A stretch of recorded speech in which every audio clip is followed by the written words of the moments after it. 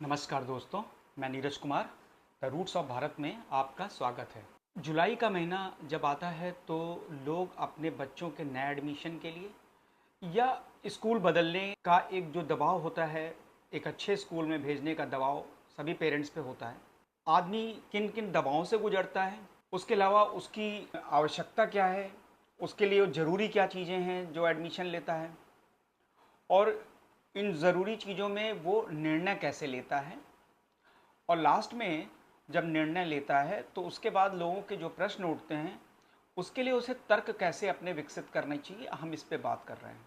आगे बात शुरू करूं इससे पहले मैं आपसे रिक्वेस्ट करता हूं कि आप चैनल को सब्सक्राइब जरूर कर लें और अपने कमेंट ज़रूर दें, जिससे कि मैं इस वीडियो को जब भी एक्सटेंड करूं तो आपके कमेंट्स को इसमें इंक्लूड कर सकूं कि आप एज ए पेरेंट क्या सोचते हैं।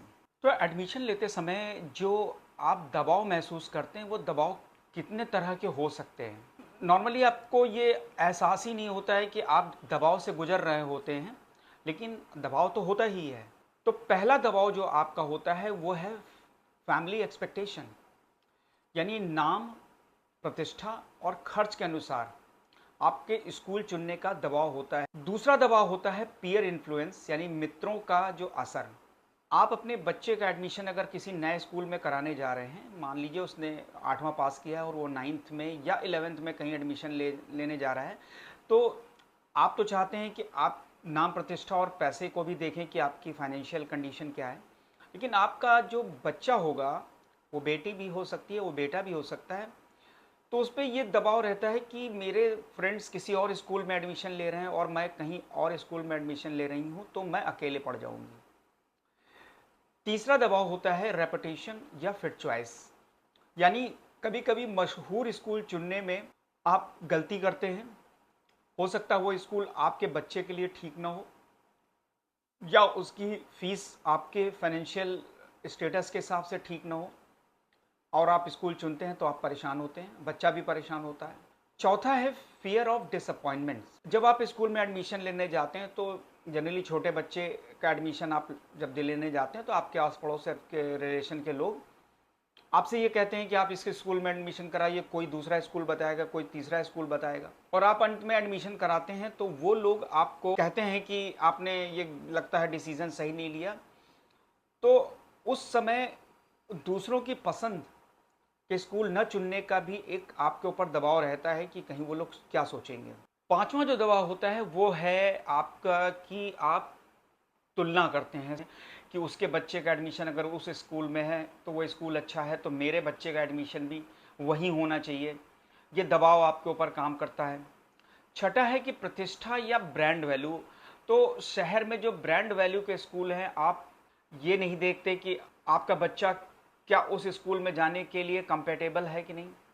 कोई भी बच्चा अच्छा या खराब आप नहीं जज कर सकते, आप सिर्फ ये देख सकते हैं कि वो कंपेटेबल है या नहीं उस स्कूल के हिसाब से, कि आपके बच्चे में अगर एक्स्ट्रा करिकुलर एक्टिविटीज़ करने की क्षमताएं ज़्यादा हैं, वो आर्टिस्टिक ज़्यादा है या क्रिएटिव ज़्यादा है, तो वो उसको उस स्कूल में बिल्कुल नहीं भेजेंगे आप जहाँ पे कि सिर्फ एकेडमिक्स पे ध्यान दिया जाता हो। या आपका बच्चा पढ़ने में बहुत अच्छा है, वो बाकी चीज़ों में, क्रिएटिविटी में या आर्टिस्टिक सब्जेक्ट्स हैं उसमें बहुत अच्छा नहीं है, तो उसको आप ऐसे स्कूल में डालें जहाँ पे इन चीज़ों पे ज़्यादा जोर दिया जाता है, तो वो भी आपके बच्चे के लिए अच्छा नहीं होगा।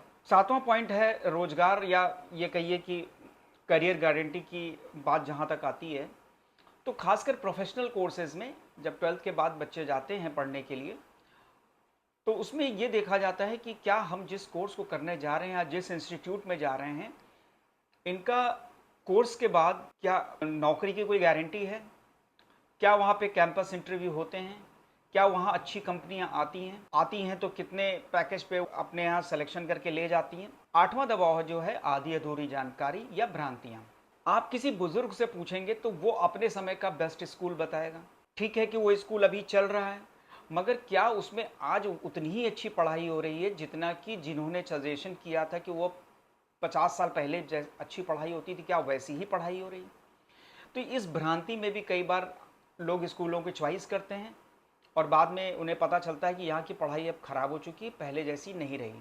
तो ये 8 दबाव तो आपके कॉमन हैं, बाकी इसके अलावा छोटे मोटे और दबाव होते हैं कि बच्चे की चॉइस कुछ और है, आपकी चॉइस कुछ और है, बच्चा कहीं और जाना चाहता है, आप कहीं और भेजना चाहते हैं, तो एक ये कन्फ्लिक्ट रहता है। बच्चे के एडमिशन के लिए ज़रूरी चीज़ें हैं क्या? सबसे पहली बात यह है कि शैक्षिक उपयुक्तता क्या है? पढ़ाई और कैरियर से वो स्कूल मेल खाता है कि इसकी जो पढ़ाई कराने का तरीका है और आप जो कैरियर बनाने जा रहे हैं उसमें वो स्कूल हेल्पफुल है। दूसरा है कि वातावरण और मानसिक स्वास्थ्य, यानी वो स्कूल क्या आपके कैरियर पाथ पे कोई प्रोत्साहन दे रहा है या आपके ऊपर एक मानसिक दबाव बनाने की कोशिश कर रहा है, ये स्कूल का एनवायरनमेंट बताएगा। लंबी आवश्यकता का लक्ष्य, यानी कि वो स्कूल जिस दिशा में आप बढ़ना चाहते हैं उस दिशा में बढ़ने में आपके सहायक है या नहीं, ये आपको देखना बहुत ही ज़रूरी है। और चौथी चीज़ है कि स्कूल से आपके घर की, आपके बच्चे के मतलब जाने आने के लिए दूरी है वो कितनी है, उसमें ट्रैवल टाइम कितना लग रहा है।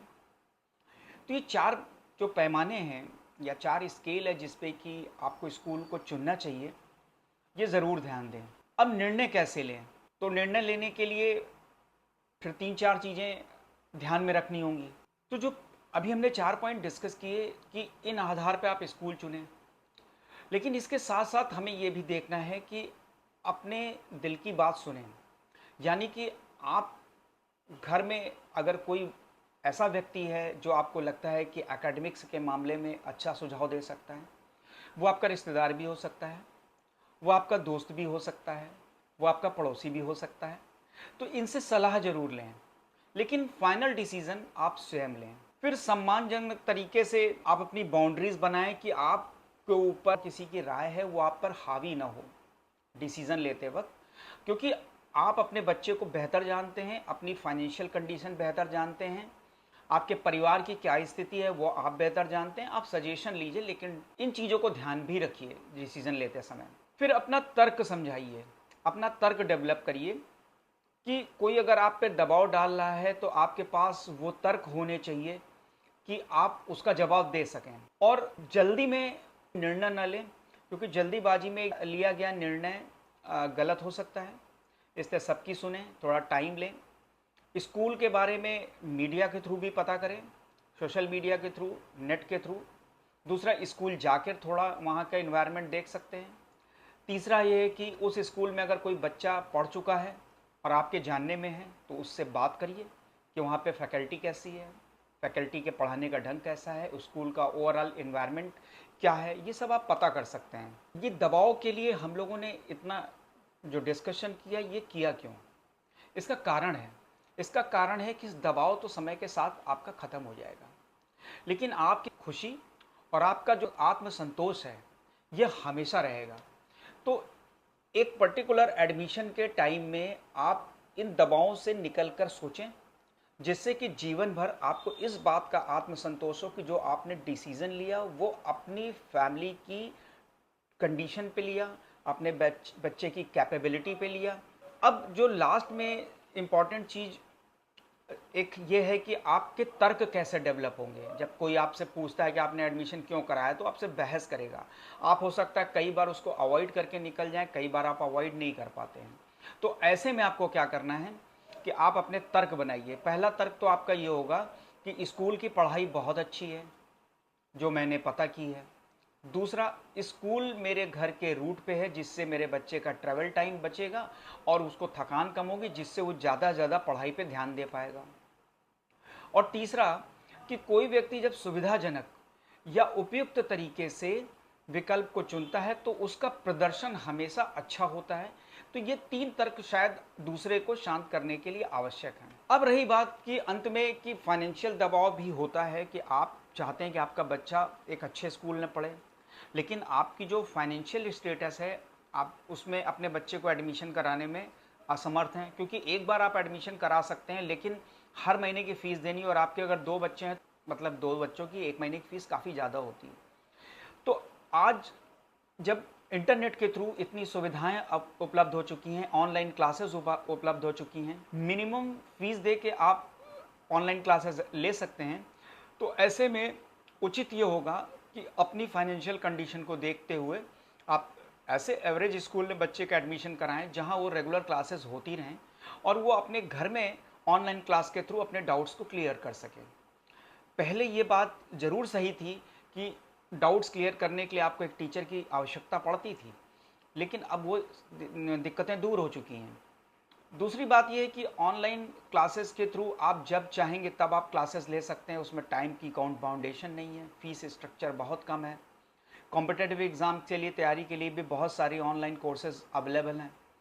तो आप अपने फाइनेंशियल स्टेटस को देखते हुए ये निर्णय ले सकते हैं। अगर आपकी फाइनेंशियल कंडीशन बहुत अच्छी है तो आप अच्छे स्कूल में कराइए, लेकिन सभी स्कूल अपने आप में कुछ ना कुछ तो देते हैं। ऐसा नहीं होता है कि कोई स्कूल बिल्कुल कुछ नहीं देगा। अब लेकिन ऑनलाइन क्लासेस के थ्रू आप अपनी वो सारी कमियों को पूरा कर सकते हैं। तो हम लोग ने जो डिस्कस किया कि स्कूल में एडमिशन कराने का जो दबाव है वो क्या क्या होते हैं, उसमें ज़रूरी चीज़ें क्या हैं जिस पे आधार पे हम निर्णय लें, और अपने तर्क कैसे विकसित करें जिससे कि समाज में हमारा सर भी ऊंचा रहे, हमारा बच्चा ठीक से पढ़ भी ले और हमें आगे कोई शर्मिंदगी भी ना उठानी पड़े। इसी के साथ मैं आपसे विदा लेता हूँ। नमस्कार, धन्यवाद।